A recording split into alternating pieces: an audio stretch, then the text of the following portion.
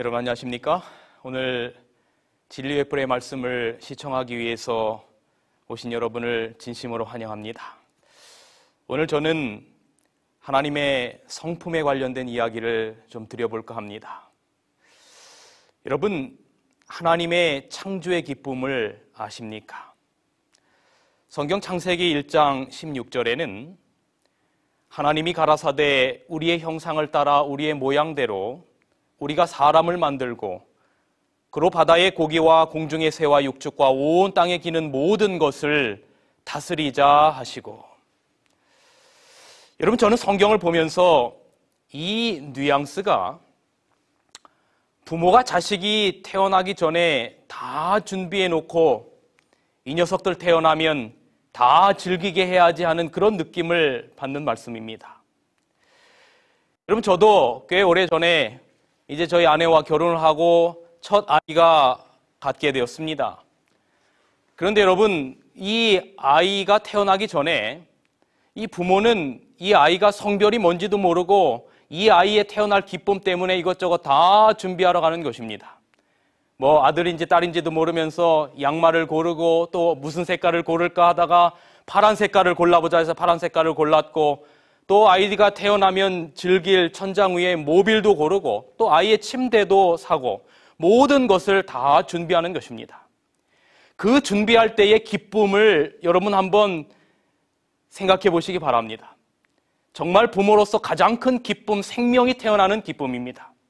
그리고 그 아이가 태어나고 난 다음에 그 아이를 그곳에 눕혀놓고 그 아이에게 준비된 것들을 입히고 할 때의 부모의 기쁨, 여러분, 저는 창세기에 나오는 이 기쁨의 이야기가 바로 그런 기쁨을 나타내지 않는가 싶습니다. 여러분, 하나님께서 세상을 만드실 때에 정말로 어떤 아무런 의미 없이 무계획대로 만들었을까요? 아니면 정말로 하나님께서 계획을 잘 하신 다음에 만드셨을까요? 여러분, 여기 이 세상이 어떻게 창조되었는지를 여러분 잠깐 좀 저와 함께 살펴보시기를 바랍니다. 여러분, 여기 아마 이 슬라이드 사진이 나올 텐데요. 이 해바라기의 사진이 여기에 나옵니다. 그런데 이 해바라기 사진을 바라보면서 12세기 말에 이탈리아의 수학자인 레오나르도 피보나치라고 하는 사람이 처음 제안한 규칙적인 수의 배열이 있다라고 하는 것을 깨달은 것입니다. 그 배열된 수를 살펴보면 인접한 두 수의 합이 다음에 나올 수가 된다는 수학적인 원리가 있는 것입니다. 예를 들면 1 더하기 1은 2고, 그 다음에 1 더하기 2는 3이고, 또 2 더하기 3은 5고, 3 더하기 5는 8이고, 그래서 1, 2, 3, 5, 8, 13, 21, 34, 55, 89 등등 천연계에는 이런 규칙적인 수의 배열이 있다라고 하는 것을 이 피보나치라고 하는 사람이 발견한 것입니다. 그런데 이 피보나치 수열에서 뒤의 수를 앞의 수로 나누어 보면 대단히 재밌는 결과가 나오는데, 그 수가 증가하면 증가할수록 어떤 일정 수치, 즉 조화와 아름다움을 상징하는 비로 알려진 황금비 1.618이라고 하는 숫자에 접근한다라고 하는 놀라운 발견인 것입니다. 다른 말로 말하면 여러분, 2 나누기 2를 하면 2가 되고, 3 나누기 2를 하면 1.5가 되고, 5 나누기 3을 하면 1.666이 되는 것입니다. 이렇게 해서 이 수가 점점점 커질 때마다 가장 완벽한 황금비인 1.618이라고 하는 수에 접근한다라고 하는 것입니다. 여러분, 대단히 아름답고 놀라운 자연의 신비가 아닐 수 없습니다. 자, 정말로 천연계가, 이 자연계가 그렇게 되었는지 한번 보시겠습니까?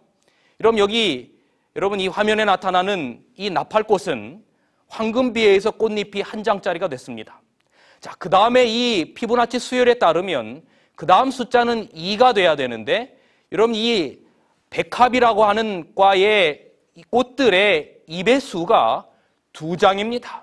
자, 그 다음에 이제 피보나치 수열에 의해서는 3장의 이파리가 나타나야 되는데, 여러분, 이 붓꽃은 잎이 3장입니다. 그리고 벚꽃과 또 사과와 채송화와 페랭이는 5장입니다. 이 피보나치 수열대로 가는 것입니다. 금불초와 코스모스는 8장입니다. 그 다음에 여러분 이 금잔화, 여러분 이 슬라이드를 통해서 보시는 이 금잔화는 13장입니다. 그 다음에는 루드베키아는 21장, 질경이와 데이지는 34장, 또 쓱부쟁이는 종류에 따라서 55장과 99장으로 나뉘어지게 되는 것입니다. 모든 것이 정말 어떤 계획 없이 만들어진 것이 아니라 완전한 하나님의 계획과 하나님의 치밀한 정말 아름다운 성품의 모습을 이 하나님께서 만드신 피조물 가운데서 우리가 살펴볼 수 있는 것입니다. 그럼 여기 또 나무가 성장하면서 내는 가지의 수도 피보나치를 따르고, 또 여기 솔방울이나 또 이런 양의 그 뿔, 또 이런 또 바닷가에 있는 이런 모든 것들, 또 심지어는 은하조차도 여러분 이 아름다운 황금비의 모양에 따라서 만들어졌다라고 하는 사실입니다. 여러분, 그런데 이렇게 제가 짧은 시간 동안에 짧은 몇 가지의 사진만 여러분들과 함께 보았지만, 이 아름다운 천연계를 누구 때문에 만드셨느냐 하는 것입니다. 여러분, 여기 정말 우리에게 영감을 주는 한 책은 이렇게 이야기합니다. 하나님은 사랑이시다라고 하는 말이 피어나는 꽃봉우리마다 돋아나는 풀마다 기록되어 있다. 예쁜 새들이 행복하게 부르는 노랫소리는 하나님이 우리 아버지라고 말해준다. 아름다운 꽃들은 향기를 풍기고 하나님의 따뜻한 보살핌을 말해준다. 숲속의 키 큰 나무들은 하나님께서 당신의 자녀들을 행복하게 해주기를 원하신다는 사실을 우리에게 깨닫게 해준다. 뭐라고요? 이런 모든 천연계들이 하나님께서 당신의 자녀들을 뭐하게 해주기를 원하신다는 사실요? 행복하게 해주기를 원하신다는 사실을 우리에게 깨닫게 해준다라고 말하는 것입니다. 여러분, 우리 인체의 세포가 100조 개라고 합니다. 만약에 그 100조 개의 세포를 1초에 하나씩 떼어내면 여러분 4만 년이 걸립니다. 그런데 오늘 과학자들에 의해서 밝혀진 거 보면 그 한 개의 세포도 그냥 허지로 만들어진 것이 아니라 그 한 개의 세포 가운데 온 우주를 담고 있다라고 말합니다. 그래서 성경 시편 139편에는 나를 지으심이 신묘막측하심이다라고 말합니다. 너무 아름다워서 측량할 수 없다라고 하는 것입니다. 여러분, 이것이 바로 창조주 하나님의 사랑입니다. 그런데 하나님께서 우리를 이렇게 사랑하시고 우리를 이렇게 아름답게 만드시고 우리가 살 공간들을 만드셨습니다. 우정과 모정과 부정이 있는데 여러분, 무엇이 가장 강할까요? 아마 모정일 것입니다. 저도 보면 저희 아내나 제가 저희 아이들을 사랑하는 모습을 보면, 물론 제가 덜 사랑한다라고 하는 건 아니지만 저는 어디 출장을 가면 저희 아내가 먼저 보고 싶은데 저희 아내 같은 경우는 저는 별로 안중에도 없습니다. 아이들을 너무 좋아하는 거예요. 여러분, 이것이 어쩌면 당연한 모정인지 모르겠습니다. 저희 아이가 태어날 때에 그 기쁨, 여러분, 제가 결혼하기 전에 어떤 여자랑 결혼해야 되는가, 이 결혼할 배우자에 대해서 기도를 많이 하라 그래서 제가 기도를 몇 가지 했는데 그 중에 하나가 뭔지 아십니까? 눈 큰 여자랑 결혼하는 게 제 꿈이었어요. 제가 눈이 작지 않습니까? 그래서 하나님의 은혜로 눈 큰 여자랑 결혼했어요. 그런데 불행하게도 큰 아이를 낳고 보니까 이 아이의 눈이 엄마를 좀 닮아서 나왔으면 좋겠는데 꼭 저를 닮아 나온 것입니다. 그런데 이 아이를 정말로 그 고통스러운 산고 끝에 이 아이를 엄마의 젖가슴에 얹었을 때 여러분, 저희 아내가 그 핏덩어리 아이를 향해서 뭐라고 말하는 줄 아십니까? 사랑하는 영연아, 네가 앞으로 공부 잘하고 엄마 말씀 잘 들어야 너를 끝까지 책임질 거야. 여러분 이렇게 말하지 않았어요? 그 아이를 안고 그 정말 수시간의 고통스러운 산고 끝에 그 아이가 태어났는데, 엄마에게 그런 고통을 주고 태어났는데 그 핏덩이를 엄마의 가슴 위에 얹었을 때 저희 아내는 그 아이의 눈동자를 바라보면서 그 아이를 꼭 끌어안고 영현아, 너를 끝까지 책임질게. 여러분 그 말에는 내가 잘하면 너를 책임진다라고 하는 것이 아니라 내가 잘하든 못하든 내가 내 자식이라고 하는 그 하나의 사실 존재 앞에서 생명을 부여한 엄마가 자식에 대해서 하는 모든 엄마들의 아빠들의 고백인 것입니다. 그리고 말하기를 사랑한다, 사랑한다. 여러분 그런데 아무리 모정이 강해도 자식의 머리카락을 세지는 못합니다. 그런데 모정보다 강한 것이 신정, 하나님의 정이라고 성경은 그렇게 이야기합니다.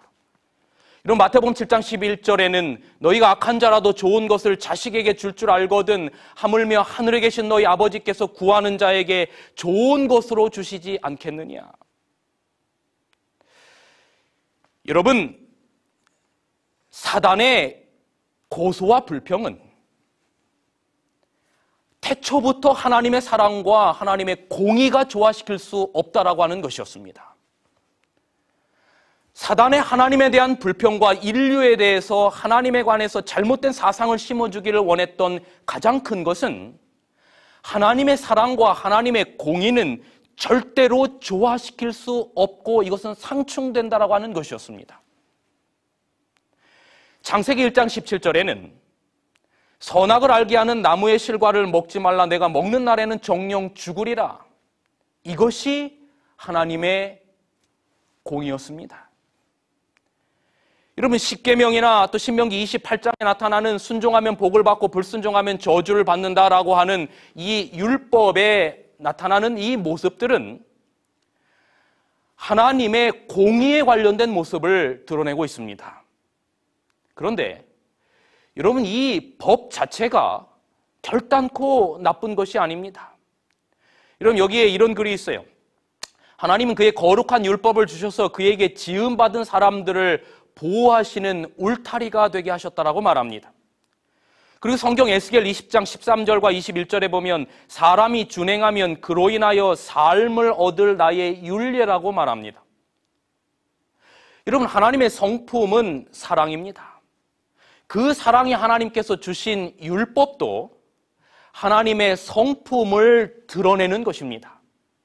그러므로 여러분 율법이 사람을 옥죄이고 사람을 괴롭게 하려고 하나님께서 결단코 만들었을 리가 없습니다. 왜냐하면 하나님께서 하시는 일은 하나님의 사랑의 성품의 자연스러운 결과로 나오는 일이기 때문입니다.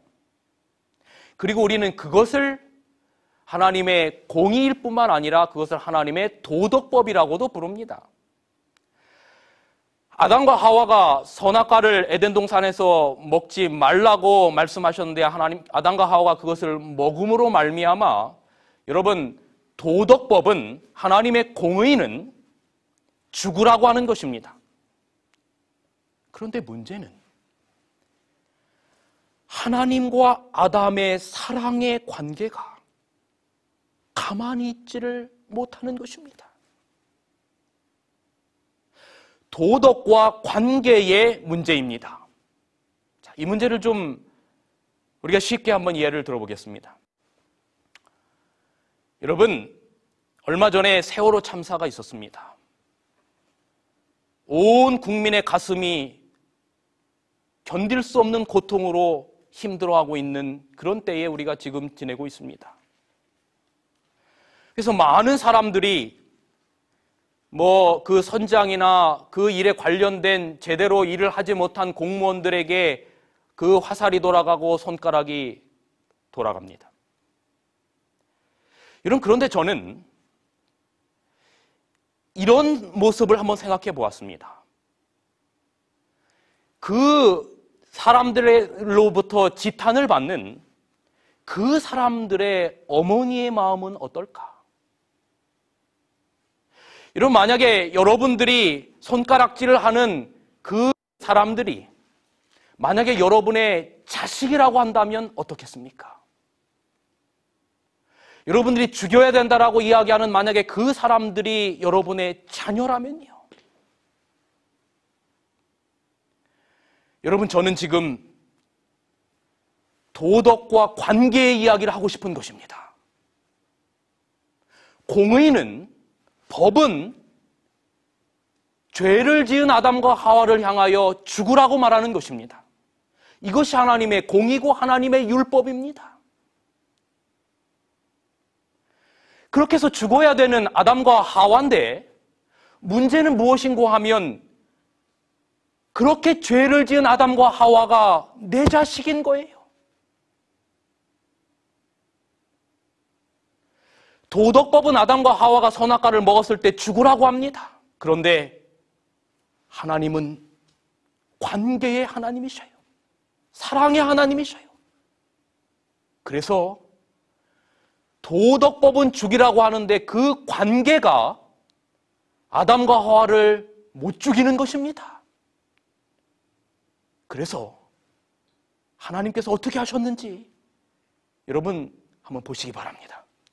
창세기 2장 17절에 의해서 선악과를 먹으면 정령 죽으리라고 하는 도덕법에 의해서 죽어야 하는데, 공의에 의해서 죽어야 하는데, 그런데 그로부터 성경을 한 장 넘기고 나서 창세기 3장에 하나님께서 어떤 판결을 내렸는지가 나타나는 것입니다. 창세기 3장에 보면 법에 의해서 죽어야 되는 아담이 죽지를 않고 아담 대신 죽는 이야기가, 아담 대신 무엇이 죽는 이야기가 나오는데 그것이 바로 창세기 3장 21절입니다. 우리 한번 보실까요? 여호와 하나님이 아담과 그 아내를 위하여 가죽옷을 지어 입히시니라. 여러분, 바로 이 가죽옷이 사랑과 공의가 만난 십자가입니다. 아담이 도덕법으로 죽어야 할 상황에 아담 대신해서 누가 죽냐면 그 아담을 자식으로 생각하고 아담을 사랑하는 하나님 자신이 죽는 것입니다.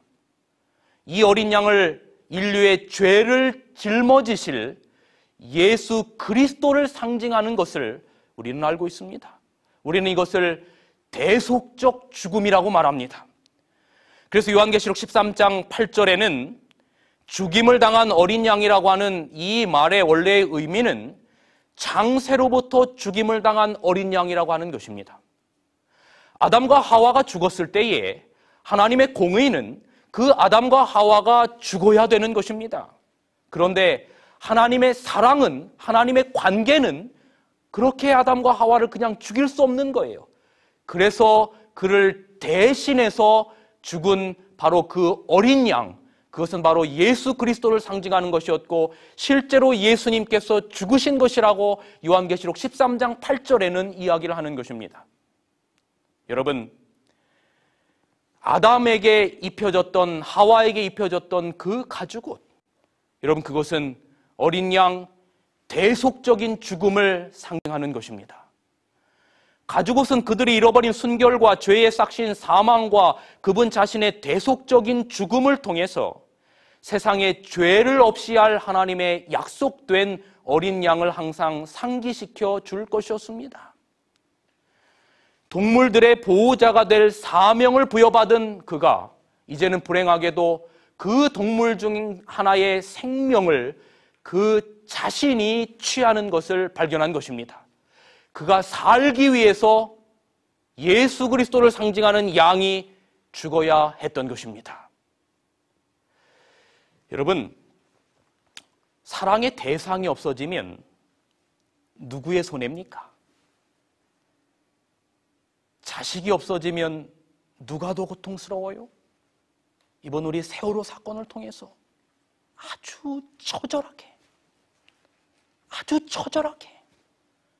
자식을 잃은 부모의 심정이 어떤 것인가를 우리가 몸소 체험했습니다. 자식이 없어지면 누가 고통스러운가 하면 부모가 고통스러운 거예요. 그 부모는 더 이상 삶에 의미가 없는 것입니다. 그래서 하나님은 자식 대신에 공의의 벌을 받으시기로 결정하셨어요. 여러분, 여기 한 책에는 이렇게 이야기합니다. 아담이 유혹자의 말에 귀를 기울이고 그가 암시하는 대로 따랐을 때 그는 죄에 빠졌다. 그런데 왜 아담의 사형 집행이 즉각 시행되지 않았을까? 그 이유는 대속의 길이 있었기 때문이다. 하나님의 독생자께서 사람의 죄를 몸소 지시고 타락한 인류를 위하여 죄값을 지불하기로 자원하셨다. 여러분, 이것이 4,000년간 구약 성경에서 이어왔던 성소제도 아닙니까? 수많은 양들이 사람을 대신하여 희생되었던 곳.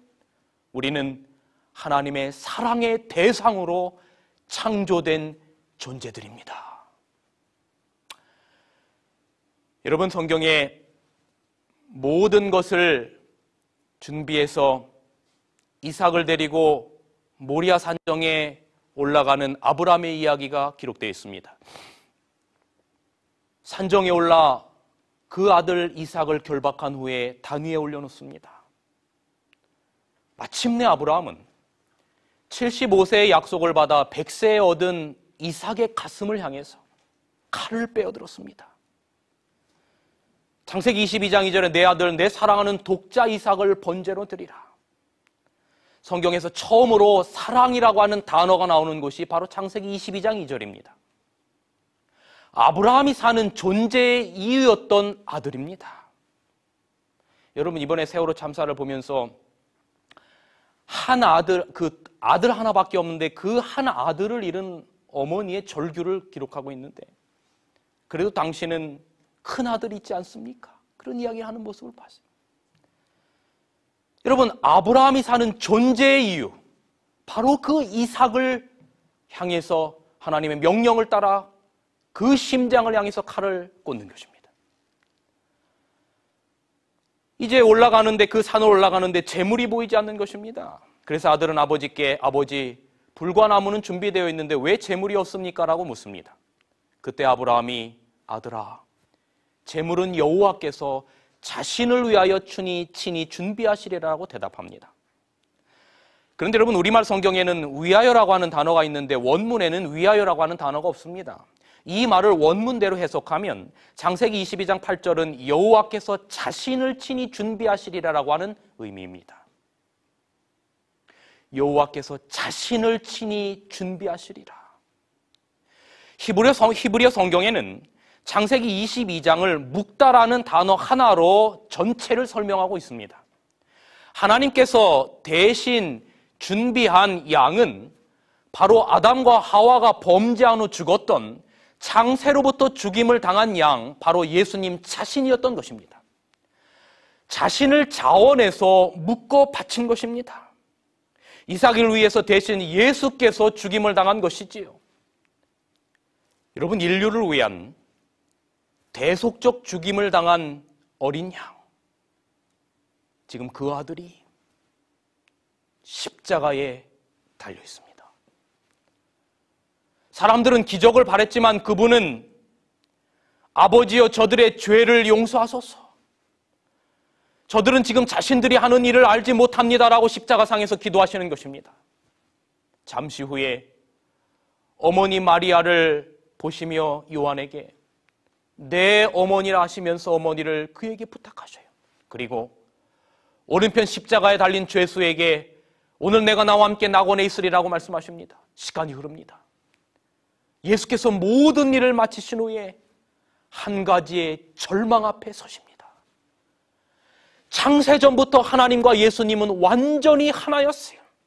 그런데 예수께서 인간의 죄를 대신해서 지시고 십자가에 달리셨을 때에 하나님께서 그 아들을 외면하셨어요. 그분은 외치십니다. 아버지요, 아버지요, 어찌하여 나를 버리시나이까? 엘리 엘리 라마 사박다니.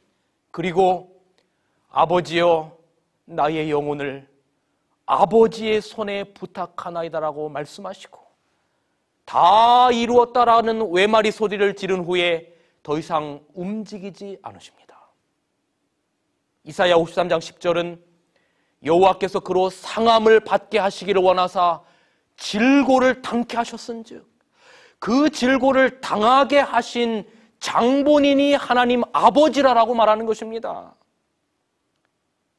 사랑하는 여러분들이시여, 이삭 남의 아들이 죽을 때에 마지막 순간까지 붙잡아 주신 그 하나님께서 아브라함의 쳐든 손을 붙잡아 주신 아들을 향하여 칼을 내리꽂는 그 아버지의 애끓는 심정을 아시고 붙들어 주신 그 하나님 아버지께서 우리의 죄를 지시고 골고다 언덕에서 십자가에 달려 돌아가시는 예수님을 마지막 순간까지 내버려 두셨어요. 여러분, 그 이유가 뭔지 아세요? 죄의 싹슨 사망이라고 하는 공의는, 그 도덕법은 결단코 바뀔 수 없는 것이지요. 그런데 그래서 우리가 죽어야 하는데 우리를 자식으로, 우리를 존재로 대하시는 하나님의 관계적인 사랑은 우리를 대신해서 아버지가 죽임을 당하신 것입니다. 여러분, 제가 한 이야기를 들려드릴까요? 오늘 한 목사님에게 들은 이야기입니다. 이 목사님께서 대학에 다닐 때, 신학교에 다닐 때에 신학교 기숙사에서 전화 교환실에서 아르바이트를 했다 그래요. 어느 날 밤 12시쯤 됐는데 전화 한 통화가 울렸습니다. 여보세요? 거기 무슨 대학교 기숙사인가요? 네, 맞습니다. 네, 여기는 이화여자대학 부속병원입니다. 지금 제 아내가 아이를 낳다가 피를 너무 많이 흘려서 죽을 지경에 됐는데 제발 B형피 가진 사람 5명만 좀 보내줄 수 없겠습니까? 그래서 이 목사님이 자는 모든 학생들을 다 깨워서 B형피 가진 사람 모이라 하니까 10명 정도가 모였어요. 그 중에서 좀 이렇게 피가 깨끗할 것 같은 사람들 한 5명만 불러 모으고, 그래서 그 사람들을 데리고 이제 병원에 가서 피를 수혈을 하고 이제 다시 돌아왔습니다. 시간은 아마 새벽 4, 5시쯤 된 것 같아요. 그런데 또 다른 전화가 울리는 것입니다. 전화를 받아보니 불과 몇 시간 전에 전화했던 바로 그분입니다. 정말 죄송합니다. 정말 죄송합니다. 5명만 좀 더 보내줄 수 없겠습니까? 그래서 나머지 5명을 다시 깨워가지고 그 5명을 데리고 가서 이제 수혈을 하는데, 이런 병원에서 수술을 집도하던 의사가 나와서 그 남편에게 하는 이야기를 들은 것입니다. 선생님, 우리가 최선을 다하지만 당신의 아내와 아이 가운데 한 명만을 골라야 될 것 같습니다. 누구를 살리시겠습니까? 청천벽력과 같은 이 말에 이 남편은 잠시 동안 생각에 잠기고 난 후에 어렵게 입을 열었습니다. 제 아내를 살리겠습니다. 아이는 죽으면 또 낳으면 되지만 아내는 그럴 수 없으니 아내를 살리겠습니다. 여기까지 이야기를 듣고 이제 나머지 수혈한 사람들이 다시 학교로 돌아왔습니다. 그리고 한 달 정도의 시간이 지난 어느 날 전화가 다시 울린 것입니다. 여보세요? 여보세요? 저 한 달 전에 당신 목소리 기억합니다. 어떻게 아내분은 건강하십니까? 그러자 수화기 건너편에서 울리는 남편의 목소리가, 제 아내요, 제 아내는 이 세상 사람이 아닙니다. 깜짝 놀라서 이 목사님이 자초지종을 물어보니까 이야기는 이런 것이었어요. 이 남편이 그 의사 선생님에게 아내를 살려달라고 하는 이야기를 듣고 이 의사 선생님이 이제 수술실로 다시 들어갔어요. 그리고 그 정말로 피를 너무 많이 소진해서 거의 의식이 없는 이 아내의 몸에 손을 대려고 하는 순간 이 어머니는 본능적으로 의사의 손을 치우면서 선생님, 내 남편을 불러주세요. 내 남편을 불러주세요. 그래서 남편이 그 앞에 섰습니다. 여보, 내 아이를 살려주세요. 만약에 내가 살고 내 아이가 죽는다면 나는 살아도 산 존재가 아니에요. 내 아이를 살려주세요. 그래서 그 자식 대신에 어머니가 죽은 것입니다. 여러분, 이것이 기독교의 위대한 도입니다. 우리가 가슴 벅차게 나를 위해 누군가가 죽음보다도 강한 사랑으로 사랑하셨다는 사실은 오늘 우리가 하나님 앞에 어떤 존재로 서야 하는지를 깨우칩니다. 여러분들이시여, 세상살이에 지치고 힘들고 어려울 때 이 사랑을 묵상하세요. 이것이 오늘 우리가 사는 힘이 되어야 합니다. 여러분, 여기 이 하나님의 공이라고 하는 것도 사랑의 속성이라고 하는 것을 여기 이렇게 놀라운 글은 기록합니다. 하나님의 사랑은 그분의 자비에 못지않게 그분의 공의에도 표현되어 있다. 공의는 그분의 보좌의 초석이며 그분의 사랑의 열매이다. 공의가 사랑의 열매라고 하는 것입니다. 그러므로 하나님의 성품 가운데 사랑과 공의가 극대극으로 다른 것이 아니라 사랑의 열매가 공의라고 하는 것입니다. 진리와 공의로부터 자비를 분리시키는 것이 사단의 목적이었다. 사단은 하나님의 율법의 의가 평화의 적이 된다는 것을 밝혀보려고 애써왔다. 그러나 하나님의 계획에는 이것들이 서로 분리될 수 없도록 단단히 결합되어 있으므로 공의는 사랑 없이는 존재할 수 없다는 사실을 그리스도께서 보여주셨다. 여러분, 시편 85편 10절에는 긍휼과 진리가 같이 만나고 의와 화평이 서로 입맞추었다라고 말합니다. 제가 서두에 말씀드린 것처럼 사단은 이 사람들로 하여금 하나님에 관해서 고소했던 것이 무엇인가 하면 하나님의 사랑과 공의가 상충된다는 것이 사단의 고소였는데 십자가에서 그 사단의 고소를 상쇄시켜 버렸어요. 여러분, 그래서 여기 보시기 바랍니다. 그리스도의 목표는 공의와 자비를 조화시키는 것이었다. 공의와 사랑이 각기 독립된 위엄을 보존하게 하셨지만 서로 연합되게 하셨다.